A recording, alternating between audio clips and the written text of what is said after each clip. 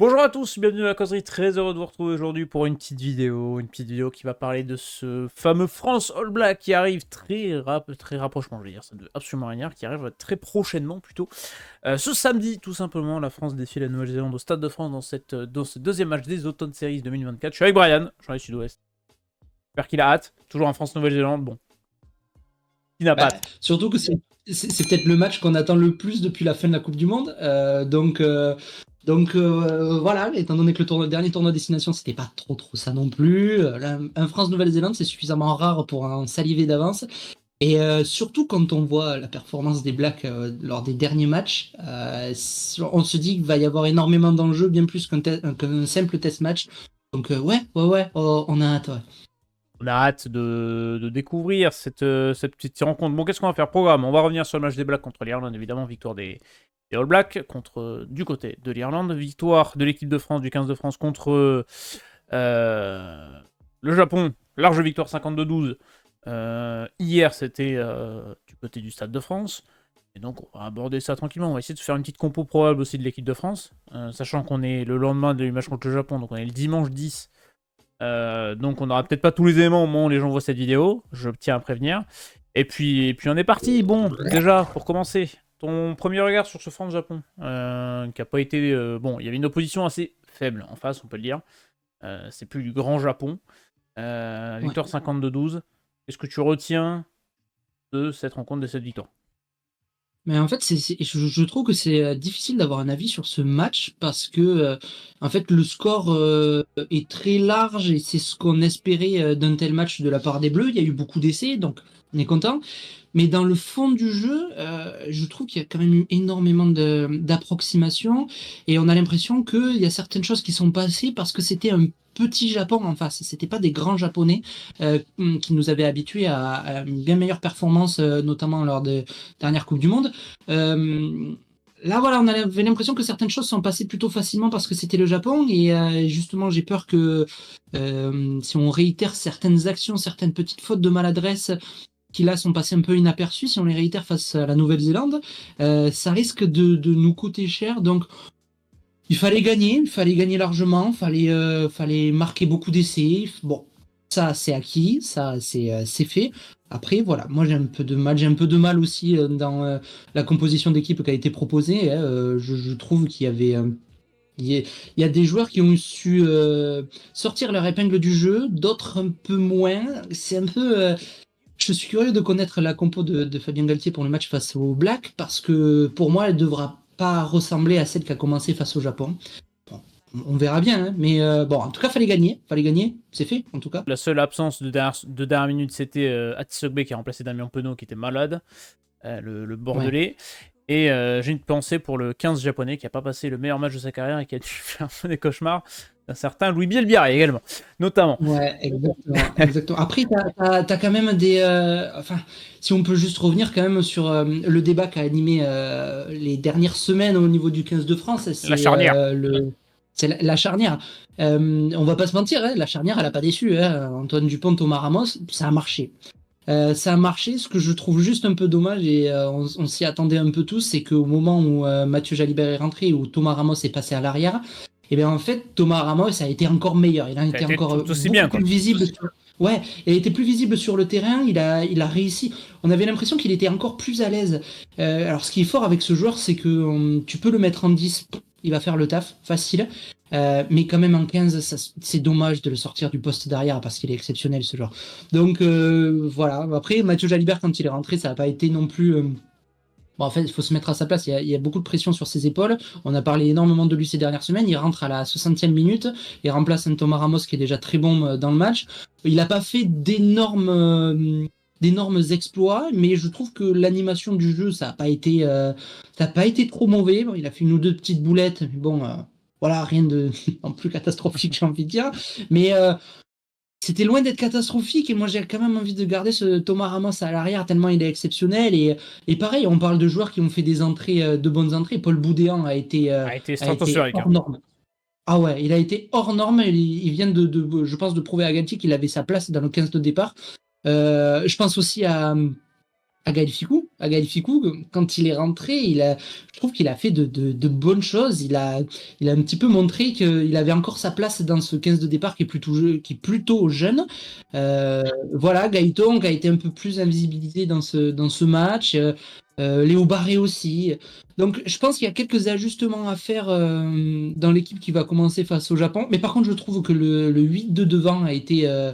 je trouve qu'il y a très peu de changements à opérer. C'est quand même très costaud et je pense que c'est ce qui risque de faire la différence face aux Blacks, parce qu'on l'a vu face aux Anglais et aux Irlandais, ils ont un 8 de devant très perforateur et très efficace en tout cas. Ouais. Bah, il y a peut-être le cas Olivon aussi qui pourra peut-être un peu parler, parce qu'on était surpris de le voir sorti, mais quand tu parles de l'âge, quand tu vois l'âge de cette ligne, Ramos, Dupont, Bielbiarré, Atisogbe, c'est tout jeune, je crois que le plus vieux ça doit être Ramos, peut-être. Ça promet de belles choses pour l'avenir en tout cas, C'est ça, parce que c'est bon, comment tu les as, hein. on l'a pas énormément vu parce que bon, il s'est fait mal, il est sorti un peu plus tôt que prévu, et puis il a eu moins de ballons que Louis Bielbiarré. Voilà, Louis Bielbiarré a été La servi à mobilette, chaque hein. fois. La Ah ouais, vitesse de mobilette, et puis Bielbiarré, c'est quand, impressionnant. quand tu vois les coups de pied d'Antoine Dupont sur son aile, enfin c'est du caviar à chaque fois. Donc bon, à Tissobé on l'a un peu moins vu, c'est dommage, mais encore une fois il n'a pas et non plus été mauvais. Il a fait de son mieux. Et c'est quand même pas facile de remplacer un Damien Penaud une demi-heure avant le coup d'envoi du match. Donc voilà, donc ouais, comme tu disais, ça promet de belles choses pour la suite parce qu'il y a de jeunes joueurs qui poussent. Un petit avis sur le match de Léo Barré, tu l'as dit, un peu invisibilisé. C'est le cas aussi, ça, c'était un peu le cas indirect du débat de la charnière entre Ramos et Jalibert, c'est que du coup tu pouvais voir un Léo Barré en 15 qui a fait pas un début de saison grandiose avec le Stade français, j'ai envie de dire à l'image du Stade français. Bon, sur un match qu'on l'a pas Non, trop vu. bah on l'a pas trop vu, mais en même temps, bon. Pas mauvais signe non plus. Il a assuré sur son poste. Ça, il n'a pas fait de boulettes, il n'a pas fait. Voilà, il n'a pas fait de choses exceptionnelles, mais il a fait son travail correctement, j'ai envie de dire. Voilà, il a fait ce qu'on lui demandait. Après, voilà, forcément, hein, quand il prend ce poste, quand il prend ce maillot de numéro 15, forcément, on le compare à ce qui se fait de mieux dans le monde, c'est-à-dire à Oui. Thomas Ramos.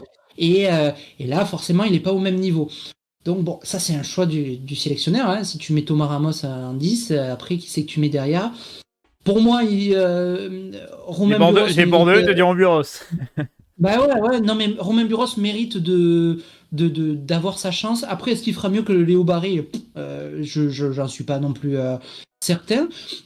Mais bon, voilà, il n'a pas non plus déçu, Léo Barré. C'est là où peut-être le choix risque d'être difficile pour Fabien Galtier face au Black. Est-ce que tu maintiens ce Léo Barré en 15, Thomas Ramos en 10, et tu pries pour que Mathieu Jalibert, quand il rentre en jeu à l'heure de jeu, fasse des différences?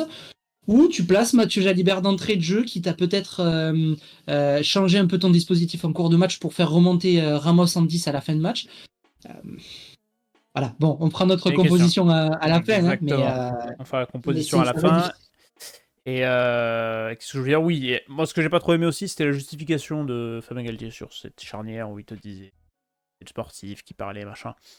Ah non, Bah, enfin, ça marche pas trop quoi. c'est contradictoire. C'est Oui. contradictoire en fait, parce que tu as des joueurs qui excellent dans leur club depuis le début de la saison, qui n'ont pas été alignés. Ils n'ont même pas été sélectionnés, Donc, même pas considérés. qui n'ont pas été sélectionnés aussi, oui, oui.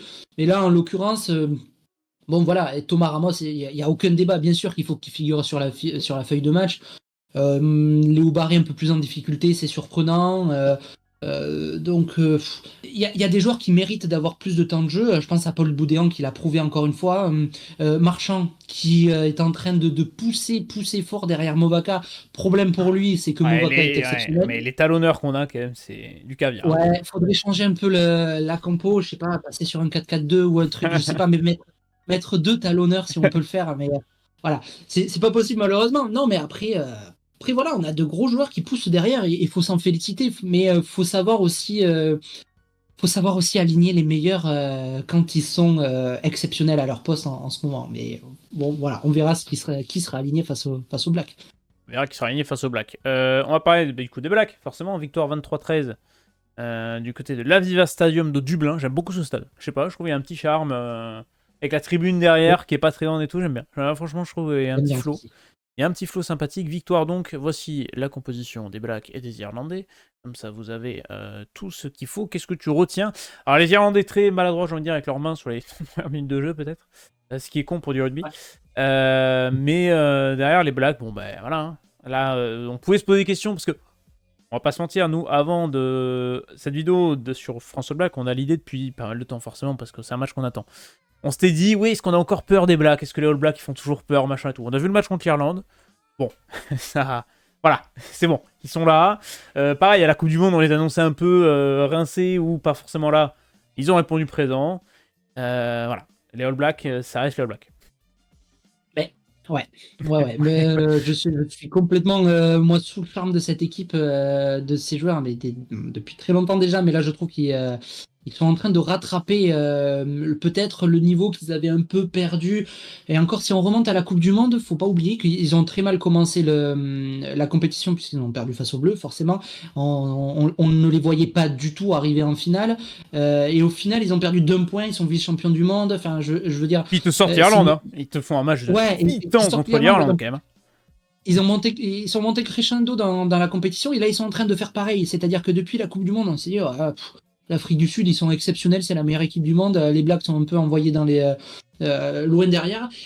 Et en fait non pas du tout parce que déjà faut pas oublier non plus que le coach a changé. Hein. C'est Scott Robertson qui a repris les rênes de cette équipe. On l'attendait de pied ferme parce qu'on sait qu'il faisait d'énormes choses avec un club. Et là, en fait, il est en train de pas décevoir. Il est en train de mettre en place une tactique de jeu qui ressemble de plus en plus à ce qu'a fait les plus belles heures des All Blacks depuis tant d'années. Et là, en fait, tu vois l'équipe qu'il y a d'aligner, c'est juste exceptionnel à chaque poste. Et en fait, on arrive encore à être surpris. Je pense à ce deuxième ligne, à ce troisième ligne, pardon, CTT qui est absolument qui casse l'écran, qui est omniprésent sur chaque match et qui est en train de prouver qu'il est à sa place là où il est, et il est exceptionnel. Mais après voilà, t'as les autres cadres de l'équipe qui ne déçoivent pas non plus. Et après, c'est des joueurs, une équipe qui gagne, mais qui gagne face à des équipes qui sont également en train de récupérer leur meilleur niveau. Alors, on va pas parler de l'Irlande tout de suite. Si on remonte un peu, premier match face à l'Angleterre, à Twickenham, donc déjà, faut y aller. Oui. C'est pas facile. Ah bah là, tu vas à Twickenham et tu vas à l'Aviva Stadium, quoi. Ouais, et tu vas au Stade de France. Et tu vas au Stade de France. Non, mais faut renverser le match comme ils l'ont renversé. En face, c'était des Anglais qui ont montré un niveau de jeu qu'ils n'avaient pas montré, qui n'avaient pas retrouvé depuis très très très longtemps. C'est pas personne les voyait s'imposer, mais vu la dynamique du match, on voyait quand même les Anglais réussir à faire l'exploit de s'imposer à domicile. Ils s'imposent de 2 points. La semaine d'après, ils s'imposent de une dizaine de points, je crois, face à l'Irlande. 10 points face à l'Irlande à l'Aviva Stadium, c'est quand même un écart qui est non négligeable. On n'avait pas vu ça depuis quand même assez longtemps. Ouais. Et face à des Irlandais, bon, tu l'as dit, qui ont été un peu maladroits, qui ont très bien commencé le match et qui l'ont très mal terminé, qui ont été un peu maladroits. Et surtout, ça a été une fin de match pareil.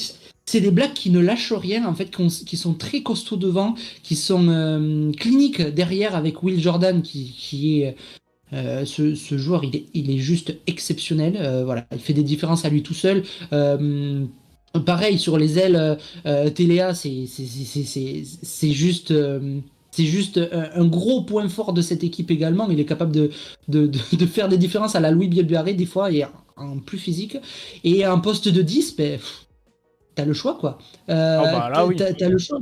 T'as le choix parce que t'as Richie Mo'unga qu'on voit plus du tout, qui a été remplacé à la fois par Barrett et par Mackenzie qui, lui, quand il rentre en jeu, en fait, il est tout aussi fort, voire meilleur que le titulaire. Donc tu te dis c'est un peu le stade toulousain du rugby aujourd'hui, c'est qu'il y a 3 équipes quoi. Il y a presque 3 équipes qui peuvent être alignées sans décevoir. Les frères Barrett sont quand même 3 Barrett dans la feuille de match. Ils ont un sacré joueur quand même. Non mais t'imagines? Et les parents, ils t'ont pondu 3 gosses, les 3, ils sont titulaires chez les Blacks. Et les mecs. Je pense qu'ils devraient revendre leur sang, leur chromosome, je sais pas, mais il faudrait les cloner, ces joueurs.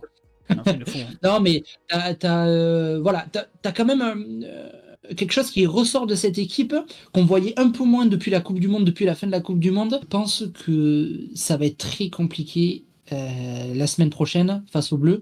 Enfin, c'est le contraire. C'est les Bleus qui vont avoir du mal face à la Nouvelle-Zélande parce que moi, pour être tout à fait honnête, je vois les Blacks s'imposer une troisième fois à l'extérieur et ils sont sur une dynamique. Enfin, quand tu t'imposes à Twickenham puis à l'Aviva Stadium et que tu arrives au Stade de France, tu arrives au Stade de France avec des convictions. Ils Face à une arrivent, équipe ils des arrivent en Bleus. ayant perdu la dernière fois qu'ils sont venus, et les 2 dernières fois qu'ils sont venus au Stade de France. Ouais, d'accord, mais ça commence à remonter. Mais C'était pas justement, du ils tout vont la venir même. avec cette envie de... Et ouais. Oui, oui, mais c'est pas la même dynamique. C'est Ah oui, pas, ils sont pas sur la même ils vont leur se lancée. venger, du coup, c'est ça que je te dis. Et Ça va les dans ton Bleus, en sens. face, faut pas oublier que les Blacks jouent ensemble depuis le mois de juin à peu près. Alors que les Bleus, voilà, ils viennent de se retrouver, ils viennent de faire leur premier match. C'est tout nouveau, il y a des nouveaux joueurs aussi, il y a des réflexes à retrouver. Euh, je pense que sincèrement, les Blacks arrivent avec un surplus de confiance face aux Bleus, même si les Bleus jouent à domicile. Je pense que ça va être difficile pour les Bleus de s'imposer. Après, c'est faisable, mais ça va être serré. Ça va être serré jusqu'au bout. Et je pense que les All Blacks ont un énorme coup à jouer face aux 15 de France. Parce que s'ils arrivent à s'imposer en France face aux Bleus, ben, t'imagines, tu t'imposes face à l'Angleterre Ouais. chez eux, face à l'Irlande chez eux. On rappelle un peu le classement mondial, même il est un peu... bon, il faut pas trop se baser dessus non plus. Première équipe mondiale, c'est l'Irlande. Ils ont été battus par les Blacks. Deuxième équipe mondiale au classement, c'est l'Afrique du Sud. La troisième, c'est les Blacks. La quatrième, c'est la France. La cinquième, c'est l'Angleterre. Tu prépares aussi la Coupe du Monde 2027 qui va être en Australie. On en parle vite fait, petit aparté, mais l'Australie qui est en train de revenir très, très, très, très, très fort, Ah oui. qui s'est imposée Avec face à l'Angleterre. Et d'ailleurs, un Ouais. super titre de l'équipe, où ils ont mis Wallaby avec W-A-O-U-A-H. Ouais, ils sont forts. Non, ils Ils sont sont forts. très bons. Mais ils sont en train de revenir très fort et ils s'imposent à la dernière seconde face à l'Angleterre. Ils retrouvent un jeu qu'ils n'avaient pas retrouvé depuis très très longtemps et ça promet énormément de choses. Je trouve Ah, que l'hémisphère océanique se réveille, quoi. ouais. Je trouve vraiment que les 5-6 premières équipes mondiales, et peut-être qu'on peut rajouter l'Argentine, il faut voir ce qu'ils vont faire face aux Bleus dans 2 semaines, mais je trouve que les différences de niveau sont de plus en plus faibles. C'est un match qui va permettre de lancer une dynamique pour la prochaine Coupe du Monde. Tu vas pouvoir te lancer correctement. Pour moi, les Blacks partent avec une longueur d'avance parce qu'ils sont déjà très très bien lancés. Les Bleus, en fait, c'était pas vraiment un cadeau d'avoir France-Japon un premier match avant de taper les Blacks. J'aurais peut-être préféré avoir France-Argentine à la limite pour peut-être, c'est pas contre les Japonais, mais pour avoir Plus de un peu références et plus de bagages, quoi. d'opposition. Ouais, parce que là, en fait, c'est illusoire un peu. C'est-à-dire que tu as gagné de 50 points, mais est-ce que tu as gagné de 50 points parce que tu as été exceptionnel ou est-ce que tu as gagné de 50 points parce que les Japonais ont été moins bons que d'habitude? Encore une fois, ils n'ont pas été mauvais, mais ils ont été moins bons que ceux qui nous ont habitués à voir les autres années. Donc voilà, faut pas se laisser embobiner parce que je pense que ce match-là peut être vraiment décisif face aux Blacks. T'imagines si les All Blacks gagnent au Stade de France la semaine prochaine? Imagine quand même. C'est fort. C'est solide. Et tout fait ça. T'avais 20 minutes qu'on parle, on a toujours pas fait la compo.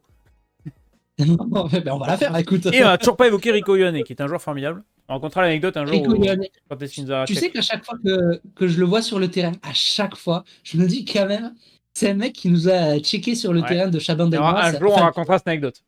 On la garde. Ouais. Faut que les Bon, gens s'abonnent moi, et il m'a un peu like. ignoré. Moi, il m'a un peu ignoré, hein, on va pas le dire, mais toi, tu as eu un petit chèque de Rico Ioane et ça, c'est On fort. racontera cette anecdote un jour. Si vous abonnez, si vous likez, un jour, on vous racontera ça. Bon, compo. Pareil, on reprend le site demi-volée qui fait des très bons. Tu peux faire tes compos de foot et de rugby. Écoutez, là, on va partir sur du rugby. Tu veux changer quelque chose, on met un 12 à la place du 2, un 2, on met 3 deuxième lignes, tu veux, non? Ouais, tu peux me mettre, s'il te plaît, 3-10 et 2 talonneurs, Ouais, s'il te plaît, parce c'est que pour là, ça. je suis un peu perdu. Bon, on est parti. C'est comme ça qu'on va finir cette vidéo après, avant de donner notre prono pour ce France Black. Quel compo on aimerait voir? France Black, on rappelle, on est le dimanche 10 novembre. Donc, on n'a pas plus d'infos en termes de joueurs, de forme et tout ça, tout ça. Déjà, première ligne, moi, je vais garder la même, hein, Jean-Baptiste Gros, Peato Movaca et Tevita Tatafou. Je trouve que voilà, ça a fait ses preuves, ça a été solide. Movaka, ça ne peut pas Oh, bouger de toute façon parce que ouais. c'est beaucoup trop fort. Tatafu, on l'attendait de pied ferme. Je trouve qu'il n'a pas forcément déçu, qu'il n'a pas été mauvais du tout. Voilà, ça reste à prouver face au Black, mais franchement, cette première ligne, euh, elle me plaît bien, en tout cas. Moi, j'ai Non. envie de mettre Paul Boudéan parce qu'il a fait en 4, parce qu'il a fait Ah, une rentrée fracassante face au. Alors, Thibaut Flamand n'a pas été mauvais du tout, mais Boudéan, je trouve qu'il faut lui laisser sa chance. Il a été exceptionnel. Je pense qu'il mérite. Et à côté, ouais, on va garder Meafou parce que je pense que face au Black, il va falloir des joueurs costauds, des joueurs qui savent avancer, qui peuvent donner de l'avancée justement à l'équipe. Il y en aura besoin. on en aura besoin. Et tu l'as dit, les 8 là, ils vont avoir du boulot. Ouais, ça va taper fort. Ouais. Ça va taper fort, donc va falloir être là. Qu'est-ce que... Allez, troisième ligne, on est parti. Ouais, bah, moi je resterai pareil sur Cross en 6, Aldrit en 8, Roumat en 7. Voilà. Alexandre Roumat, on l'attendait aussi, qui a planté un essai qui est largement mérité, qui est de plus en plus fort de match en match, que ce soit avec Toulouse ou en équipe de France. Donc voilà, c'est quand même un 8 de devant qui est assez compact, qui est assez puissant et qui jusqu'ici a fait ses preuves. Donc moi je ne bougerai pas. La charnière. Allez, c'est le Ah, débat. Bon, 9. numéro 9. Je Ah, sais pas trop. Ouais, bah ouais, ah. Dupont, hein, Dupont capitaine, forcément. Ouais. Et Et capitaine en plus. moi, je suis désolé, en 10, je vais mettre Mathieu Jalibert parce que même si il n'a pas été exceptionnel face au Japon, je pense qu'il faut lui laisser sa chance et je pense qu'il peut montrer Ah, de belles choses. si tu le mets pas contre les Blacks, j'ai peur que tu le perdes un peu, le joueur, quand même. Que Ah le oui, oui, staff c'est perde son fini. joueur, tu vois. Il faut lui laisser de la confiance. Ça s'est vu face au Japon, il n'avait pas confiance. Enfin, ça s'est senti. Enfin, moi, je l'ai senti. Tu avais l'impression que voilà, c'était difficile pour lui de montrer son jeu parce qu'il faut lui donner du temps de jeu. Et face au Black, ça peut être vraiment le moment de bon, ben voilà, si tu arrives à mettre ton jeu en place, tu peux t'ouvrir les portes du 15 de France pour de bon. Et de toute façon, en 15, moi, je veux Thomas Ramos. Donc bon. Et oui, il y a aussi le fait que Thomas Ramos en 15 est vraiment exceptionnel et que bah, tu peux pas te priver d'un Thomas Ramos en 15. Il y a des Je vais qualités le mettre de. maintenant parce que Oui, non, mais voilà. que ce soit au pied ou en relance ou dans le jeu aérien, il est exceptionnel ce joueur. Donc il faut le laisser en 15, c'est son meilleur poste, c'est là où il est le meilleur du monde. En 11. Bon, En 11, mais, notre petit Louis national, Louis Bielbiarré, quel joueur. bah, voilà, il a planté un doublé face au Japon. Et il a quand même, ouais, il a quand même fait un sacré match face au Japon. Donc il mérite de jouer face au Black. Il mérite. Bon, mais Penaud de l'autre côté, Oui. en espérant qu'il soit rétabli. Ouais, ouais, bah oui, hein, oui, oui, parce Sinon, que si Penaud est pas Atisogbe, là, t'aimerais mettre qui? ben, j'aurais bien laissé Atisogbe, tu vois. Mais Ok. le problème, c'est que je sais pas s'il sera rétabli, je sais pas trop ce qui s'est fait. Oui. Et puis, le problème d'avoir Louis Bielbiarré et Atisogbe, c'est quand même deux ailiers de petits gabarits. Bon, les Blacks, c'est quand même une équipe très puissante. Damien Penaud est un peu plus puissant qu'Atisogbe. Je pense que c'est bien d'alterner entre Penaud et Louis Bielbiarré. Voilà, ça me permet d'être un bon mélange. En 12. En 12. Je sais pas. Je t'avoue que là, je sais pas. Je mettrais bien un Dantificou. Je reviendrais bien sur Dantificou, moi. Euh, Là, ou Moefana je Ficou. raffiche la compo, c'était Moefana et Gaëtan en 13. Hein. Ouais, Gailleton, moi, j'ai pas été Sans Moefana? sous le charme. Moefana, bah, pareil, il est bon, il est puissant, mais je trouve que, je sais pas, ça manque d'un petit truc en plus. Il y a trop de joueurs au centre. Il y a trop de joueurs au centre, je sais pas. Ah oui. Allez, non. Il n'a pas été mauvais face au Japon, je vais quand même pas être méchant. Il n'a pas été mauvais. On va mettre Moefana en 12 et Ficou en 13, parce que je trouve que la rentrée de Ficou a été quand même. Ça a fait du bien. Ça fait l'expérience sur le terrain aussi. Exactement, et puis il est excellent en défense. Mais ça ferait du bien un petit Danti à son prime face au Black. Moi, je cracherai pas dessus.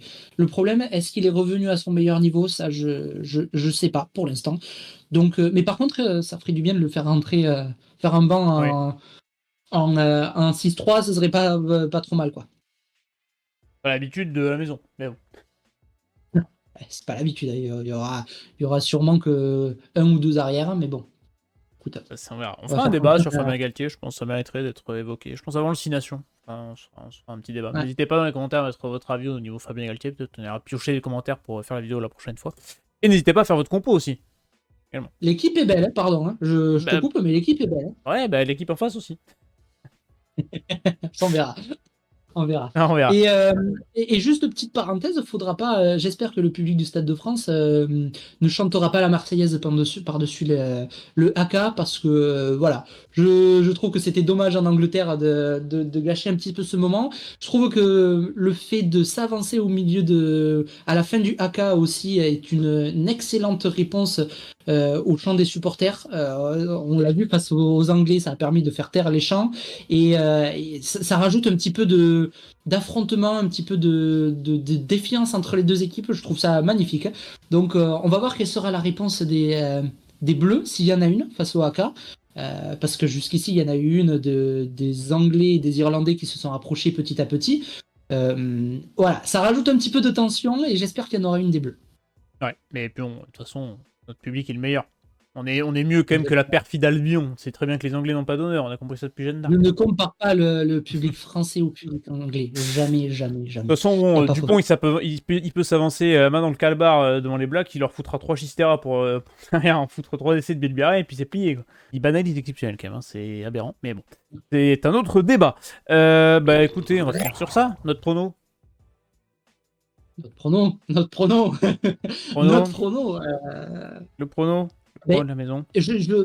Franchement, je pense que les Blacks ont plus de chances de s'imposer que les Bleus, mais je vais quand même donner une victoire des Bleus. Ouais, parce que non, mais attends, c'est pas possible. Il fait une demi-heure pour me dire que les Blacks sont exceptionnels, qu'ils vont gagner, qu'ils ont gagné à Twickenham, à la Viva, pour au final foutre les... Alors, je suis quand même patriote. Cette équipe est capable de tout faire, de renverser n'importe quel match. Et je crois vraiment en cette équipe. Donc, je vais donner une victoire des Bleus sur un essai de Dupont à la 79e.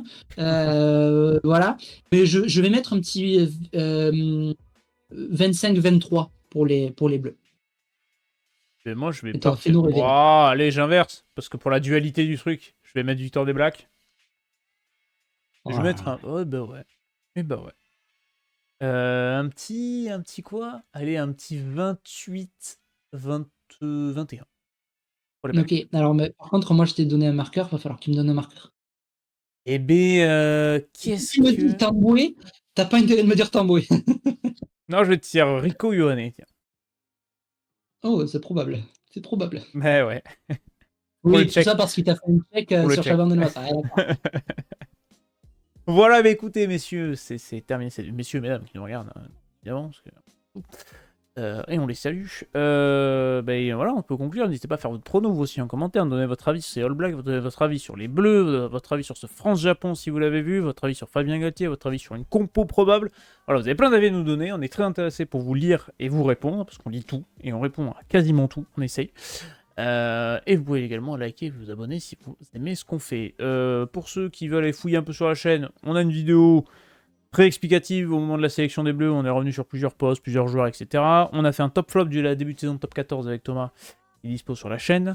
Pour ceux qui aiment le foot aussi, il y a des vidéos foot. Vous trouverez votre compte, je l'espère. Et nous, on peut vous souhaiter un très bon match de rugby, parce que ça va être un très beau match de rugby avant tout, parce qu'on aime le rugby, avant d'aimer l'équipe de France.